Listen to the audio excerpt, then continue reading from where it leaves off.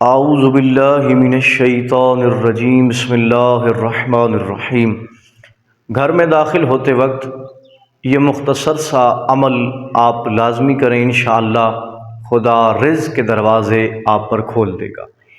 آپ کی خدمت میں ایک نہایت مختصر اور آسان عمل عرض کرنے جا رہا ہوں، جو عمل کسی عام ہستی نے تعلیم نہیں فرمایا، بلکہ وہ عمل اللہ کے محبوب حضرت محمد مصطفیٰ صلی اللہ علیہ وآلہ وسلم نے اس عمل کو تعلیم فرمایا ہے۔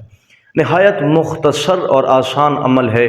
اکثر مومنین و مومنات یہ پوچھتے ہیں کہ گھر میں برکت نہیں ہے، رزق میں کشادگی نہیں ہے، رزق کی تنگی ہے، تو یہ عمل آپ کے لیے ہے۔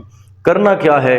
جب بھی آپ گھر کے اندر داخل ہوں، رسول اللہ نے فرمایا کہ سب سے پہلے اپنے اہل و عیال کو سلام کرو، السلام علیکم ورحمۃ اللہ وبرکاتہ، اور پھر اس کے فوراً بعد مکمل سورہ توحید کی تلاوت کریں۔ ایک صحابی نے پوچھا کہ یا رسول اللہ، اگر گھر میں کوئی فرد موجود نہ ہو تو پھر کیا کریں؟